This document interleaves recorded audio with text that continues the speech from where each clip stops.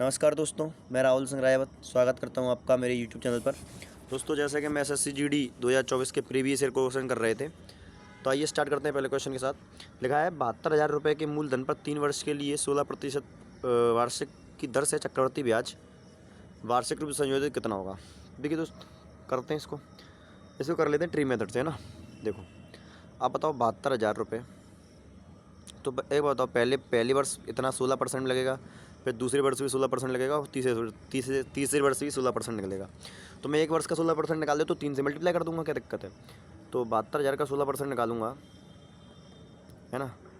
2 zero से तो 2 zero खत्म हो गए, तो 0 16 दूनी 32, है ना। सिलाई 3 16 7 112 112 और 3 115। तो ये आएगा 11,520 एक साल का, फिर 11,520 2 साल का, फिर 11,520 3 साल का। तो मैं गुणा 3 से कर लेता हूँ, क्या दिक्कत है। तो 0 एक सेकंड 0 3 दूनी 6, है ना।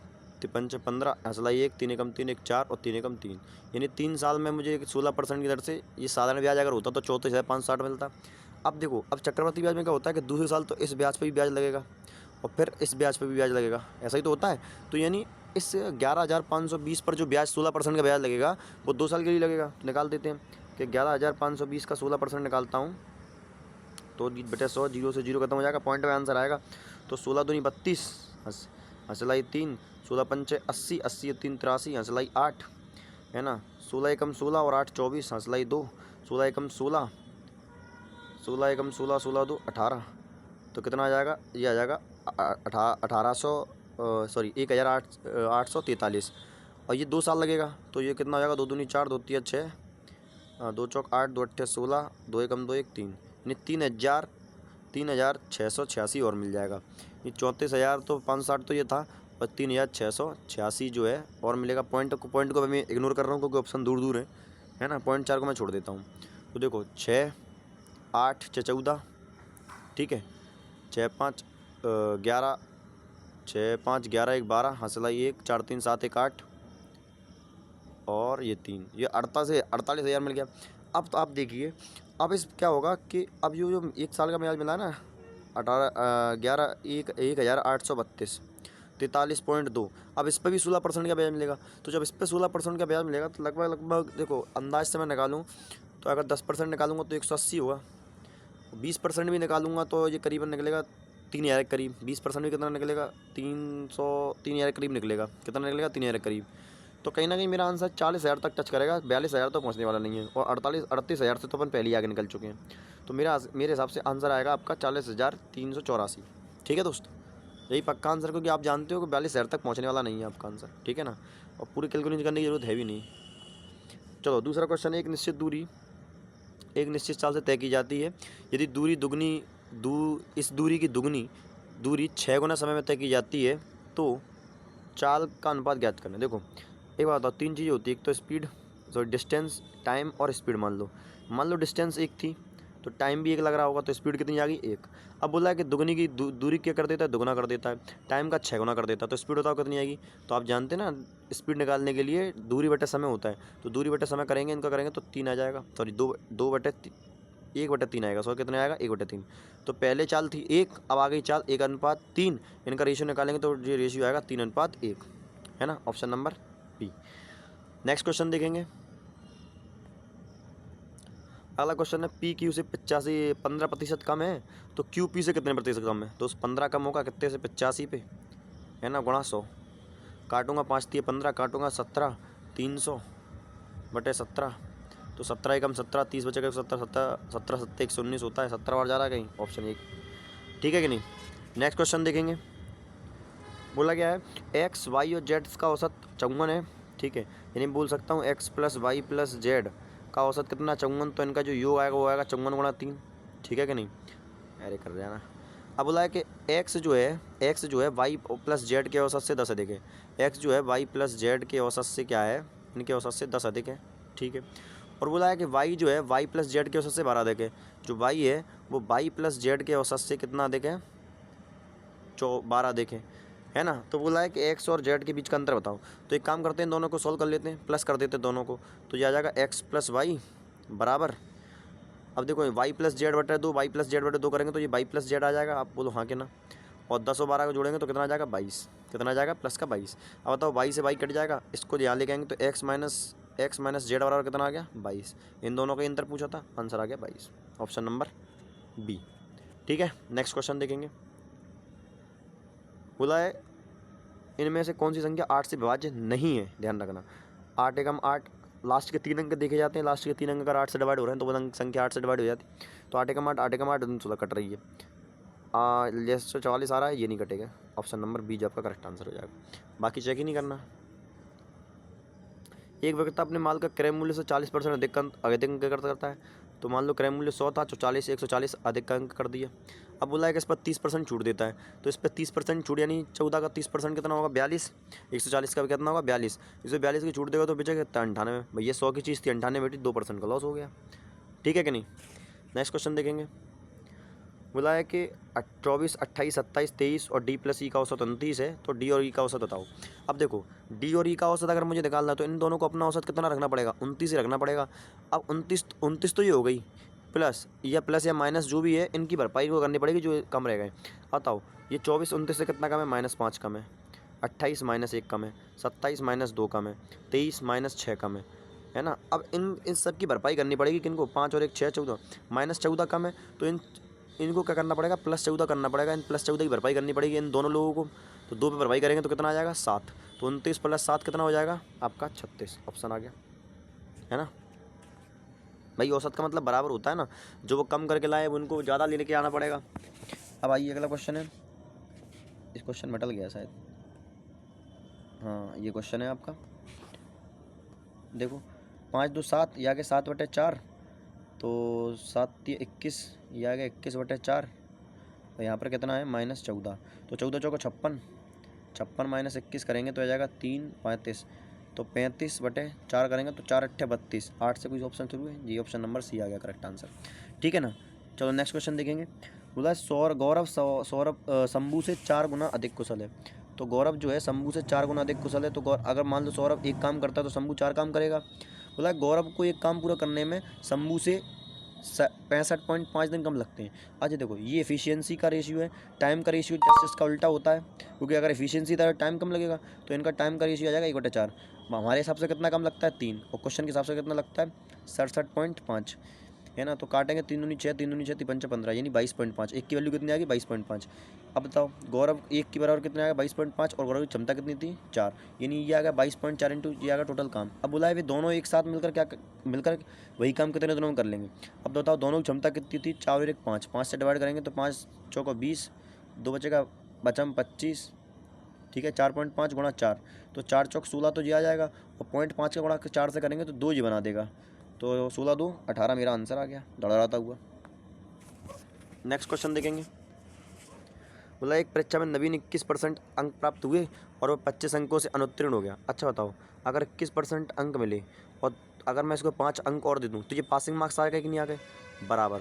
अब बोला यदि उसे 40% अंक मिलते हैं और 5 अंकों से अनुत्तीर्ण होता है, अगर 40% अंक मिले, अगर इसको मैं 5 और दे दूँ तो ये दोनों ये भी पासिंग मार्क्स हो जाएंगे, तो पासिंग मार्क्स दोनों को बराबर कर दिया मैंने। अब बताओ परसेंट वाले इसको इधर लेके जाऊँगा तो कितना बचेगा, ये बचेगा 25%, और इसको यहाँ लेके आऊँगा तो यहाँ पर अच्छा ये 25 था, सॉरी यहाँ 25 है ना, हाँ तो 25 यहाँ लेके आऊँगा 20, तो 25% की वैल्यू कितनी आ गई 20, तो 100% की वैल्यू कितनी आएगी 80। सॉल्व हो गया ऐसा क्वेश्चन, ठीक है कि नहीं। नेक्स्ट क्वेश्चन देखेंगे। बोला है कि विक्रय मूल्य और क्रय मूल्य का अनुपात, याद रखना विक्रय मूल्य पहले लिखा है, क्रय मूल्य हाँ विक्रय मूल्य पहले है क्रय मूल्य बाद में, तो हानि प्रति बताओ। तो क्रय मूल्य पर हानि होती है, तो 4 की हानि हो रही है 11 पे गुणा 100, तो जाएगा 400/11, है ना। तो 11 3 33, 3 से सारे ही शुरू हो रहे हैं, तो कितना बचेगा 6, और 11 5 55, 35 करके आंसर आएगा 35.08%, ठीक है।